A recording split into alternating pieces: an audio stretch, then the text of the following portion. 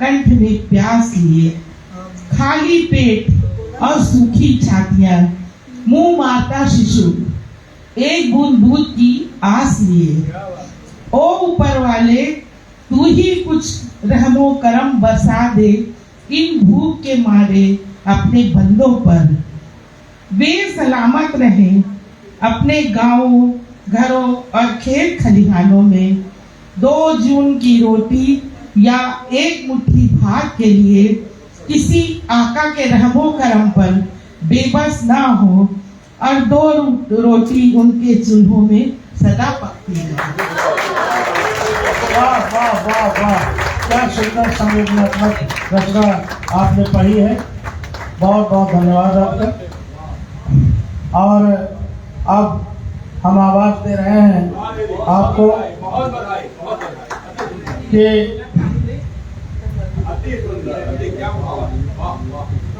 अब हम सीमा त्रिवेदी जी को बुलाएंगे महाराष्ट्र से, हमारी महाराष्ट्र की संगठन मंत्री सीमा त्रिवेदी।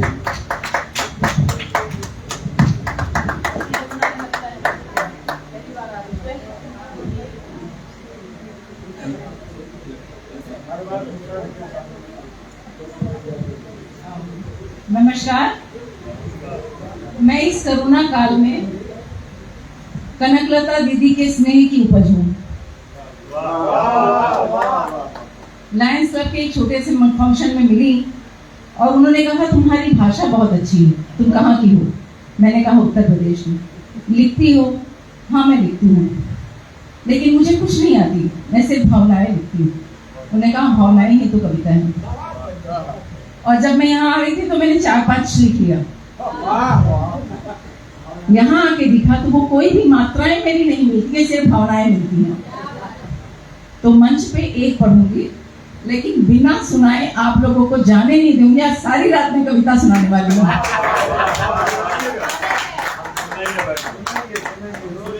तो माँ पे तो बहुत हो गया, मैंने अपनी सास पे लिखा था।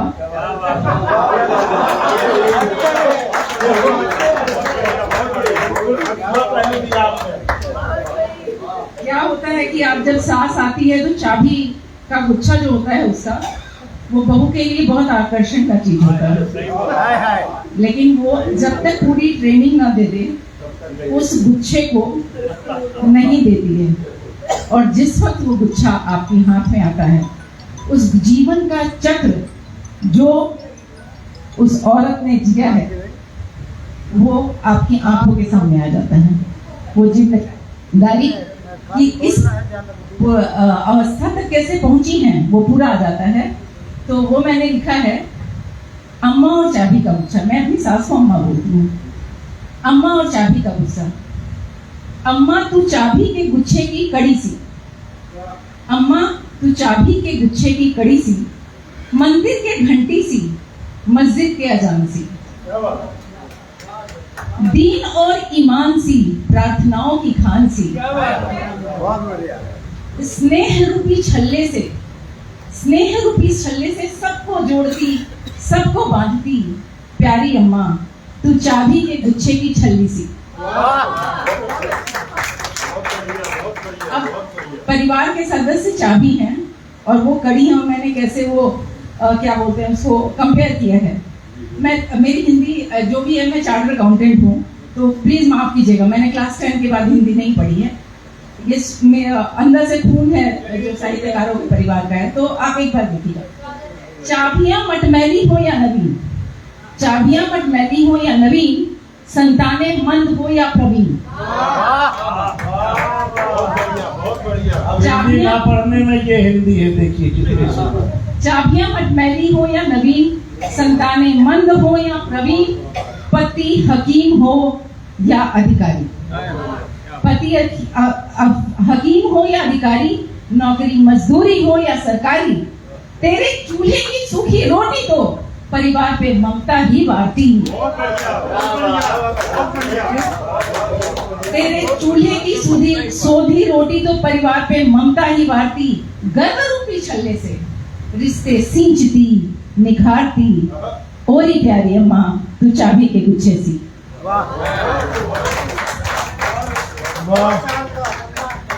चाबियां बड़ी हो या छोटी, चाबियां बड़ी हो या छोटी, बिटिया सयानी हो या खोटी, बेटा दूध मलाई दे या सूखी रोटी, सीने के दर्द को, रिश्तों के हर पैबंद को अपने आंचल से छुप छुपाकर ढांकती, शांत रूपी छल्ले सी सम्मान जोहती और साधती, प्यारी अम्मा तू चाबी के गुच्छे की कड़ी सी।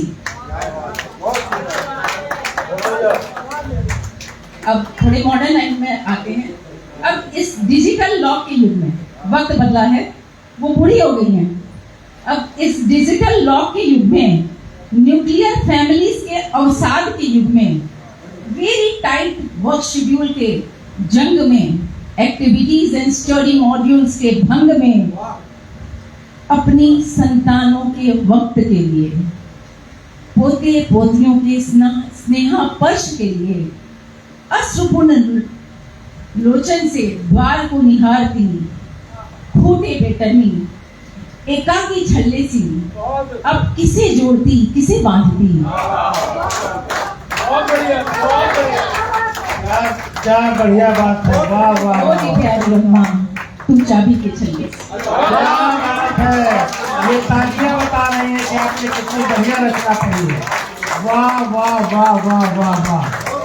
बताइए, भारत के बड़े बड़े हस्ताक्षर जो है खड़े हुए आपको स्टैंडिंग सम्मान दे रहे हैं। ये देखिए, रवि जी मैं ये कह रहा हूँ बहुत कितना अच्छा लिखेंगी और कितना जब कक्षा 10 तक हिंदी पढ़ने में ये हाल है। कमजोर हिंदी। मेरा विचार है सीमा जी, आपने 10 के बाद हिंदी नहीं पढ़ी, हम पे बहुत उपकार किया, अन्यथा हम यहाँ नहीं मिलते। इन लोगों की आपने जो है जिंदगी बचा दी। देखिए हमारे श्यामल मजूमदार दादा मंच के बहुत बड़े हस्ताक्षर, पूरे देश में जाने वाले, और आपकी अतुकांत कविता पर तालियां खड़े होकर बजा रहे हैं। वाह वाह वाह वाह वाह वाह, बहुत सुंदर।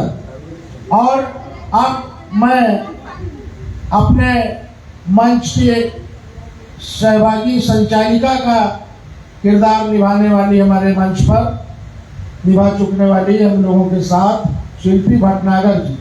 आइए, आपने उनकी अभी कुछ देर पहले उनका गीत सुना था।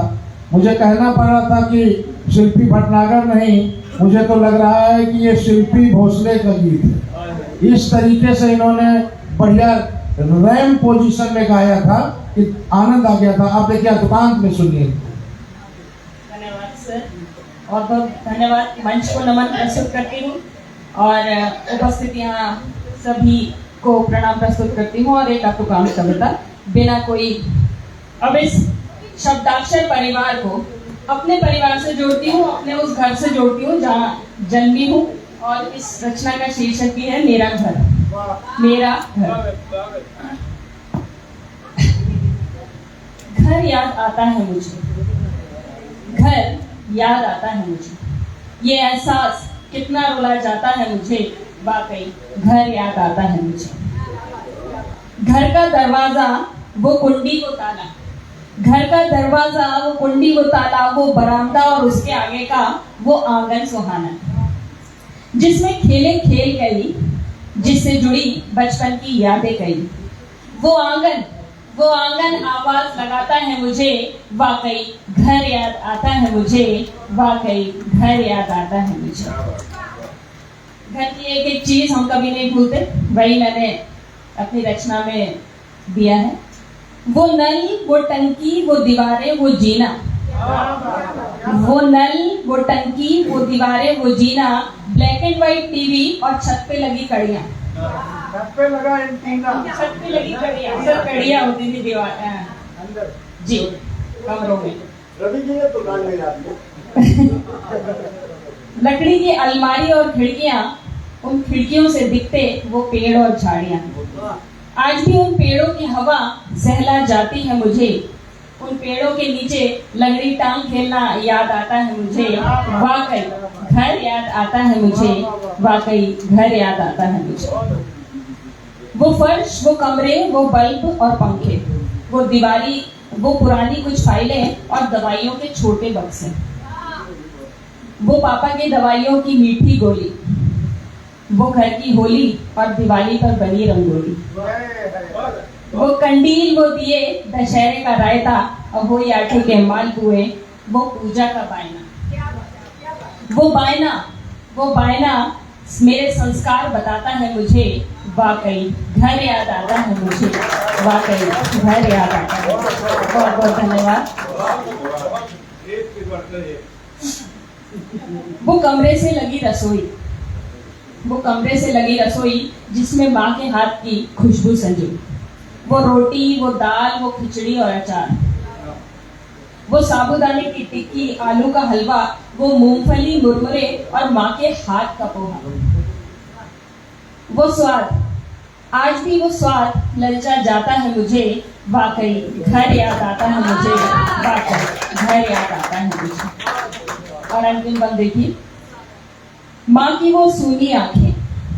अब हम सब लोग बाहर चले गए, मम्मी पापा अकेले हैं घर में, तो वही सोचती हूँ कि माँ की वो सूनी आंखें जो उसके बच्चों की राहें तकती, माँ की वो हंसी जिसमें बच्चों की सफलता झलकती, माँ के वो आंसू जिसमें बच्चों के दर्द की आहें है रहती। माँ, मेरी प्यारी माँ, कितना याद आती है मुझे। आज भी उसका पल्लू बच्चा बना जाता है मुझे, वाकई घर याद आता है मुझे, वाकई घर याद आता है। बहुत बहुत धन्यवाद। बहुत सुंदर। वाकई यहाँ छोड़ के फोन चला जाता है कोई। बहुत बहुत धन्यवाद। और कितनी बढ़िया बढ़िया संवेदनाएं है।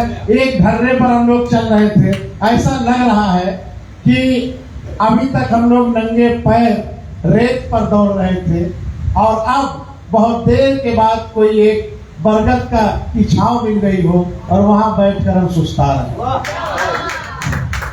ऐसा एहसास हो रहा है ये अतुकान सत्र में। तो आप लोग देख रहे होंगे लेकिन फिर भी पहचान नहीं पा रहे होंगे। कुछ लोग होते हैं जो नेपथ्य में रह के काम करना पसंद करते हैं। वो लाइमलाइट में नहीं आते, लाइमलाइट में अपने दूसरे लोगों को रखते हैं, लेकिन पीछे से उनको संचालित करके उनके कंधे से कंधा इस ढंग से मिला के उनका दूसरे का कंधा दिखाई दे, उनका कंधा ना दिखाई दे, इस तरह से काम करने वाले शब्दाक्षर में भी एक ऐसी शख्सियत को मैं मंच पर आमंत्रित कर रहा हूं। आप देखेंगे कि वो हमारे राष्ट्रीय सक्षम पदाधिकारी हैं और मेरे बराबर के सहयोगी हैं, लेकिन आप लोग सामने लगातार रहते हुए उनको पहचान नहीं पाए होंगे। वो है राष्ट्रीय सचिव शब्दाक्षर के सुबोध कुमार मिश्रा।